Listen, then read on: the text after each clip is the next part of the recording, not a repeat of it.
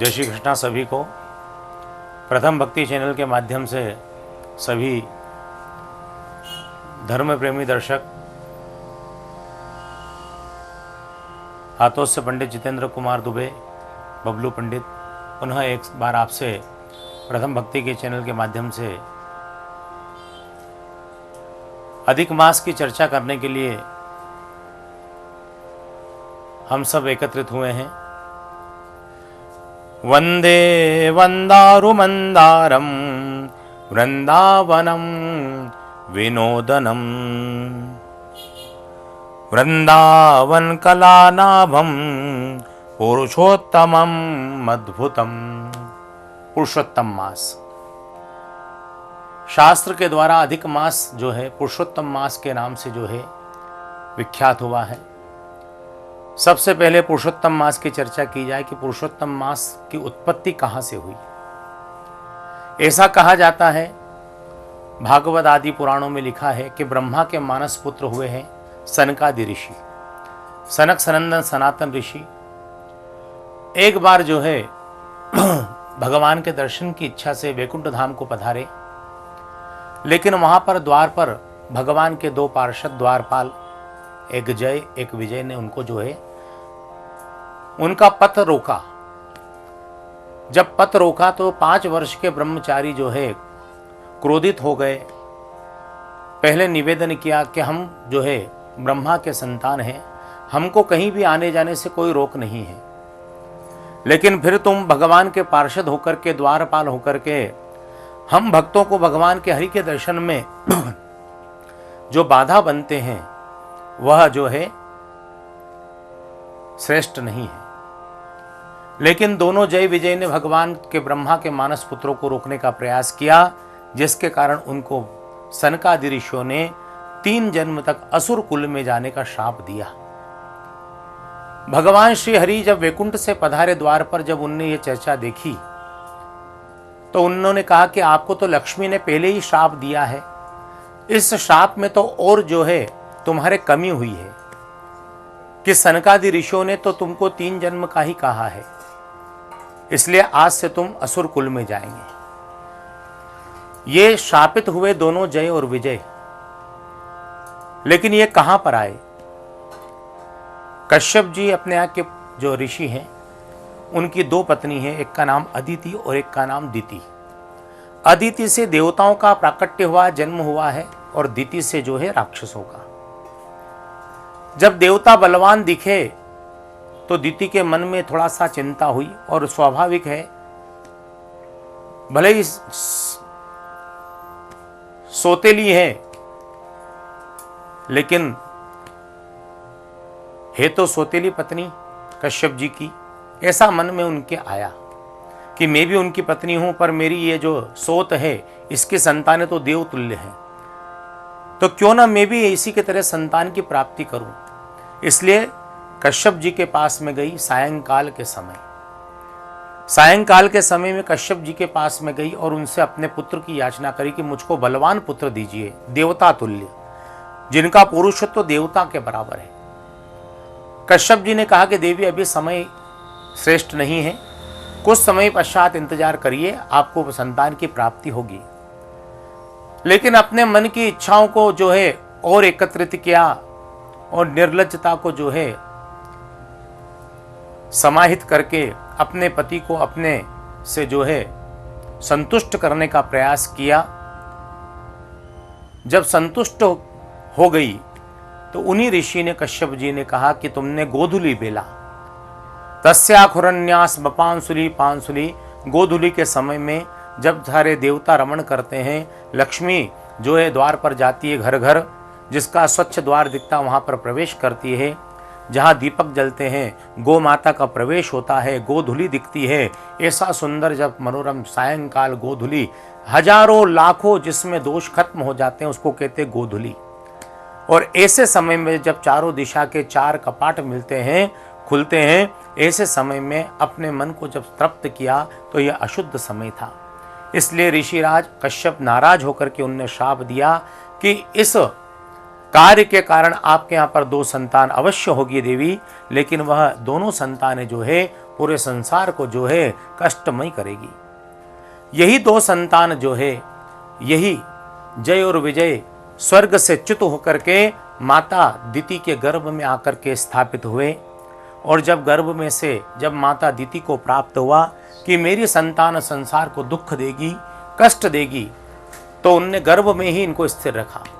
कई वर्षों के बाद में जब इनका जन्म नहीं हुआ तो माता का जो है मन बड़ा क्रोधित हुआ, विचार नहीं हुआ कि मैं कैसे जन्म दूं इन बच्चों को।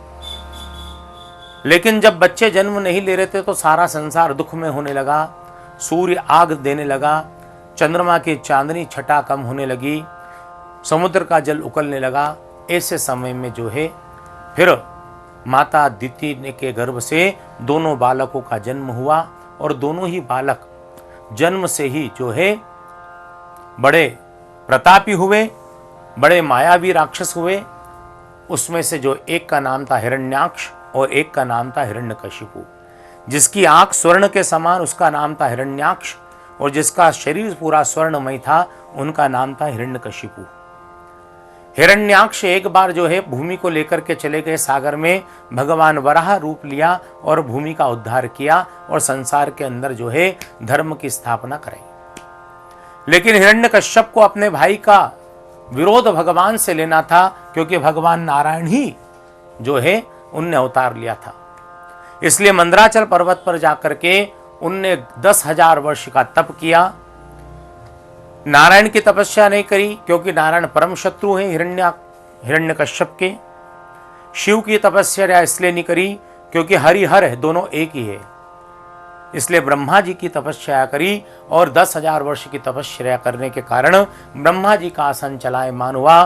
संसार के अंदर दुख होने लगा, क्लेश होने लगा, सूर्य जो है अपनी चमक होने लगा। ऐसे समय में जो है ब्रह्मा जी ने जाकर के देवताओं ने निवेदन किया ब्रह्मा जी से, यह क्या कारण है। तब ब्रह्मा जी ने कहा कि हिरण्यकश्यप की तपस्या पूर्ण हो गई है, मुझे वरदान देना है। सारे देवता ने कहा कि ऐसा वरदान न दे प्रभु कि जिससे सारा संसार दुखमय हो।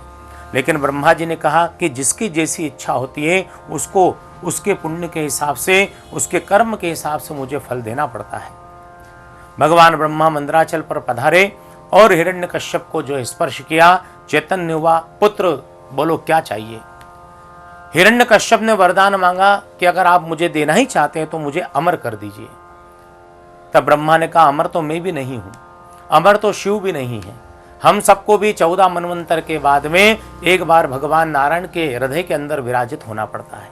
इसके अलावा जो आपको समय चाहिए वह मैं आपको, और जो आपको चाहिए वरदान मैं देने के लिए बिल्कुल सहज तैयार हूं।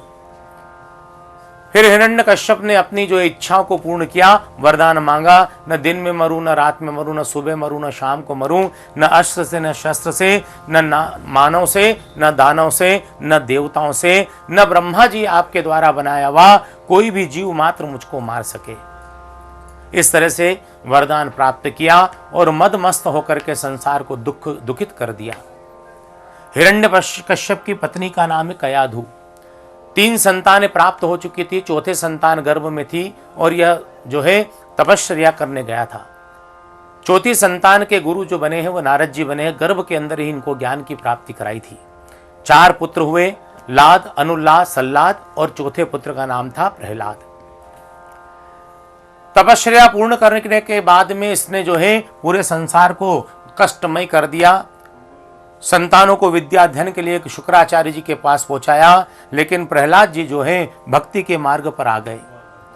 तीनों से पूछा प्रेम से, तीनों बच्चों को प्रसन्नता हुई, ज्ञान बराबर दिया कि हमने ये ज्ञान प्राप्त किया, सारी चीजें प्राप्त करी।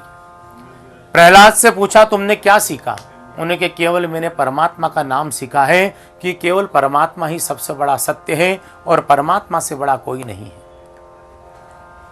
पिताजी ये धन सारा यहीं रह जाएगा, ये सारा वैभव यहीं चला जाएगा और सारा संसार यहीं चला जाएगा। जो आया है सो जाएगा, राजा रंग फकीर।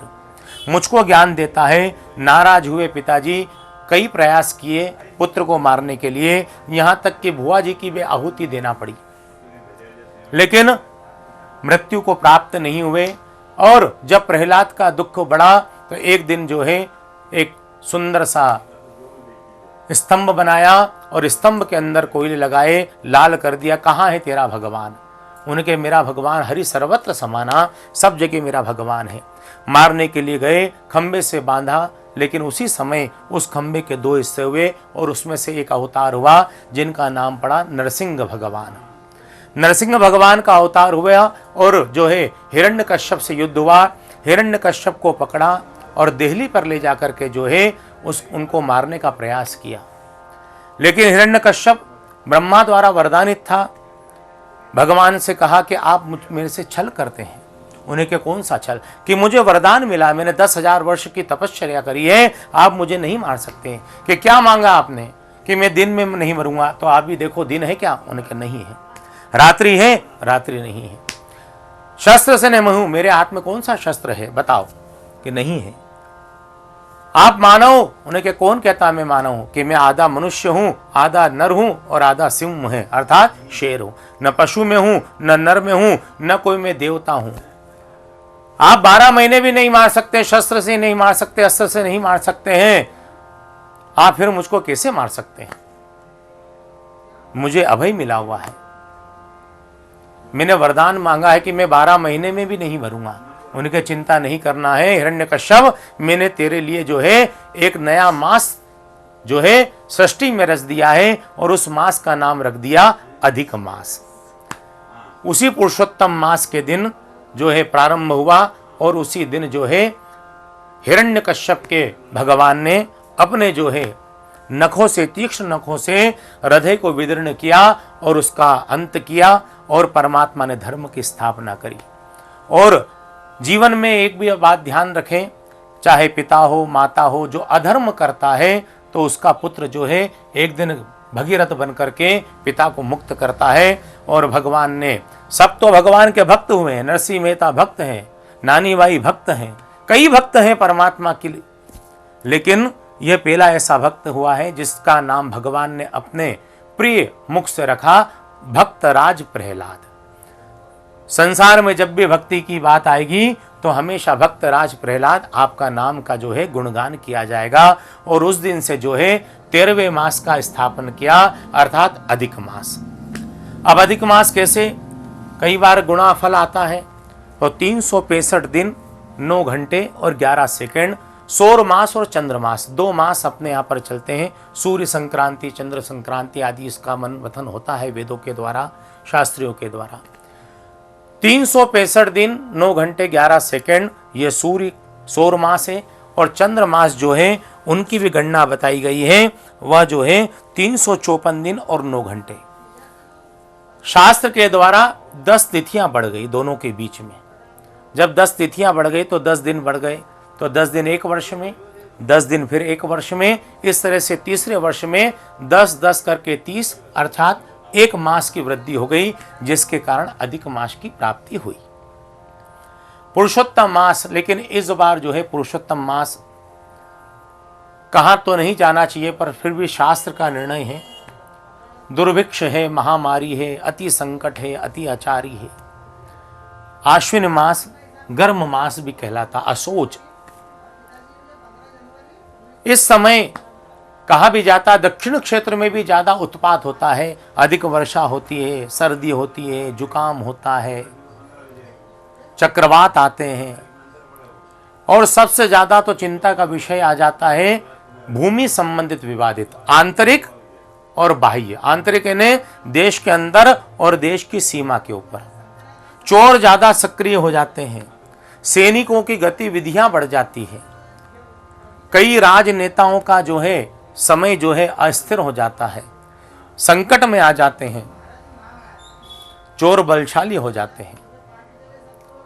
इसलिए इन चीजों से राग, द्वेष, रोग, और अभी तो समय बड़ा विश्वव्यापी महामारी कोरोना जैसी संकट में पूरा संसार है, यह भी आश्विन के कारण भी, इसका जो है अधिक मास होने के कारण भी चिंता का विषय बनता है। तो क्या किया जाए? तो प्रभु का कीर्तन, हरिनाम संकीर्तनम, भगवान का नाम कीर्तन करने से। अब कौन से भगवान का नाम कीर्तन करें? अब कार्तिक है, अग्गण है, पोष है, माह है, फागण है, जेठ है, आषाढ़ है, सावन, भादव, 12 महीने का तो नाम है। 13वां महीना भगवान के पास में गया कि मेरा तो नाम कहीं से कहीं तक नहीं है प्रभु, फिर मेरे को कौन चाहेगा कि आज से मैं तुमको अपना नाम देता हूं पुरुषोत्तम मास। जो पुरुषों में उत्तम है, जो संसार में श्रेष्ठ है, उस मास का नाम भगवान ने अपने नाम पर दिया, जिसका नाम है पुरुषोत्तम मास। पुरुषोत्तम मास में भगवान नारायण का पूजन करना चाहिए। शशंक चक्रम सकिरीट कुंडलम सपीत वस्त्रम सरसी रुहे क्षणम सहार वक्षस्थल कौस्तुभश्रियम नमामि विष्णु शीर्षा चतुर्भुजम। चतुर्भुज भगवान की जो है प्रार्थना करें। विग्रह घर में हो तो विग्रह अर्थात मूर्ति हो तो, नहीं तो छाया चित्र हो। पुरुषोत्तम भगवान का छाया चित्र न हो तो सत्यनारायण का छाया चित्र हो। कमल पर भगवान शयन करते हुए नारायण जो चतुर्भुज है उनका अगर हो तो उनका चित्र हो। चित्र को सामने रखें और विधान यह है कि ब्रह्म मुहूर्त में उठें, स्नान करें, स्वच्छ वस्त्र पहने और भगवान का बैठ करके जो है चिंतन करें। कायदे से कहा जाए, नियम से कहा जाए तो छोटा सा अक्षर है, 4 अक्षर, हरये नमः, ओम हरये नमः। अगर इस महामंत्र का शास्त्र में तो इदम विष्णु चक्र में त्रेधा निदधे पदम समूढ़मस्य पागुसुरे स्वाहा, ये भगवान नारायण का वेद मंत्र है, लेकिन बड़ा क्लिष्ट है, हर व्यक्ति के जीवान पर नहीं चढ़ता है, हर व्यक्ति के कंठस्थ नहीं होता है या किसी को ज्ञात नहीं होता। इसलिए हरये नमः ओम, हरे ने कष्ट को हरण करने वाले भगवान नारायण, हरये नमः। बैठे अर्चन करें, सहार्चन सहस्रार्चन यानी 1000 भगवान के नाम। अगर वो याद नहीं है तो हरे नमः तुलसी पत्रम समर्पयामि, तुलसी का पत्र एक दिन अर्चन करें, तिल्ली अर्चन करें, मिश्री अर्चन करें, पत्र अर्चन करें, गुलाब की पंखड़ी से अर्चन करें। अब तो वर्षा का समय है तो कमल के पुष्प मिलते हैं, तो कमल की एक एक पत्ती भगवान का नाम लेकर के अर्चन करें। इससे सारे संकट दूर होते हैं। एक नाम लेने से 1000 पाप जो एक क्षीण होते हैं। पर ध्यान रखें, मुख में राम रखें और बगल में पाप रखेंगे तो कष्ट तो होना है। जब आपको एक पुष्प का 100 फल मिलता है, 1000 फल मिलता है, तो उसी तरह से पाप की भी गणना ऐसी ही होती है। 1000 पाप भी मिलते हैं, तो पाप का ध्यान रखें, पुण्य को संभालें। क्रोध, मन में अशांति, ये सब का त्याग करें। यम नियम प्राणायाम प्रत्याहार का ध्यान करके अष्टांग योग का ध्यान करें और प्रभु का कीर्तन करें। इंदौर क्षेत्र के अंदर एक और पास में क्षेत्र है अवंतिका, यहां का विशेष महत्व है। 84 जो है महादेव है, 7 सागर है, 9 नारायण है। वहां पर जाएं और अलग अलग वस्तुओं का दान करें। विशेष करके मैंने पहले भी बताया है कि पीत वर्ण की चीजें जो पीली है उनका दान करने से भगवान नारायण बहुत प्रसन्न होते हैं। हल्दी का दान करें, मालपुए का दान करें, बेसन से बनी हुई वस्तुओं का दान करें, खीर का दान करें, मावा मिश्री का दान करें, सौभाग्य की वस्तुओं का दान करें, पुखराज का दान करें। पीले पुष्प, स्वर्ण की अगर अपने है क्षमता तो स्वर्ण का दान करें, नहीं तो पीले पुष्प, पीत पुष्प, कंठाशूल नाम का पुष्प भी आता है, पीत पुष्प भी आता है। स्वर्ण तुल्यम समाचरे, वह स्वर्ण के समान है, उसका दान करें। जितना हो पीत वस्त्र, पीत पीली पीली चीजें, जितनी आप वस्तु का दान करेंगे उतने भगवान प्रसन्न होकर के इस सारे संकट को दूर करेंगे। आपका भी संकट दूर करेंगे ठाकुर जी, और जो है संसार के अंदर जो कष्ट हुआ है इसको भी भगवान जो है दूर करेंगे। एक चीज विशेष है इसमें कि नियम से रहें, तामसी भोजन वर्जित है। अपने आप कहते हैं जैसा खाए अन्न ऐसे हो मन, जैसे पिए पानी वैसे हो वाणी, देखे जैसे दृष्टि ऐसे बदले सृष्टि। तो आपका जो खान पान है वो शुद्ध होना चाहिए। मांस मदिरा का भक्षण नहीं करें, लहसुन प्याज का तीक्ष्ण तीखी चीजें न खाएं। इन चीजों का त्याग करेंगे तो आपका शरीर जो है स्वस्थ रहेगा, और अगर स्वस्थ शरीर रहे तो स्वस्थ शरीर में परमात्मा वंशे सदैव हरि भक्ति रस्तु, प्रहलाद को आशीर्वाद दिया कि तेरे वंश में सदा हरि की भक्ति होगी।